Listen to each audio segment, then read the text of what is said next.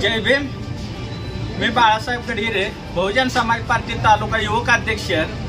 आज सांगोला तालुका तहसील कार्यालय यांना आम्ही तहसीलदार साहेबांना जी 2025 साली 7 ते 8 हजार घरकुल सांगोला तालुक्यासाठी मंजूर करण्यात आली पंतप्रधान आवास योजनेअंतर्गत, यासाठी वाळू 5 ब्रास मोफत मिळावे लाभार्थ्यांना, याच्यासाठी आम्ही निवेदन दिलेलं आहे। हे निवेदन आम्ही आज दिलेलं जरी असलं तरी याचा GR 2018ला सरकारनं काढलेला लाभार्थी घरकुल आर्थिक दुर्बल घटक असणाऱ्या लोकांना घरकुल लाभ दिल्यानंतर त्यांना मोफत वाळू भेटावी आणि त्यांच्यावरील आर्थिक बोजा कमी व्हावा, याच्यासाठी ही योजना काढलेली आहे। याच्यासाठी 2018ला GR केला, परंतु आज तागायत ह्या GRची अंमलबजावणी केलेली नाही आणि मागल्या 2 दिवसात मुख्यमंत्री साहेबांनी ह्याच GRचा आधार घेऊन तुम्हाला वाळू परत मोफत 5 ब्रास देईल असा एक संदेश दिला।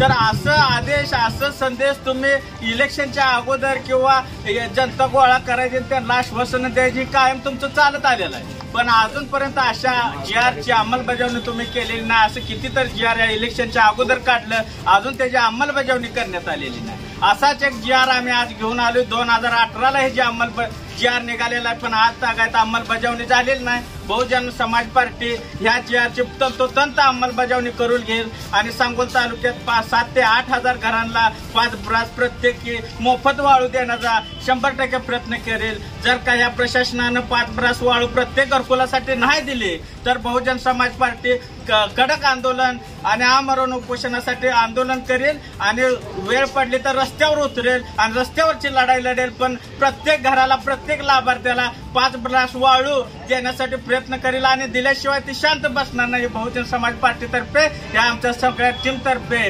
आम्ही लोकांना आश्वासन देतो आणि लोकांनी आम्हाला साथ द्यावी, आमच्या सोबत उभा राहावं, तरच आम्ही तुम्हाला ही न्याय देऊ शकतो। ही 1-2 लोकांनी मिळणारा न्याय नाही, ही पूर्ण व्यवस्था आहे।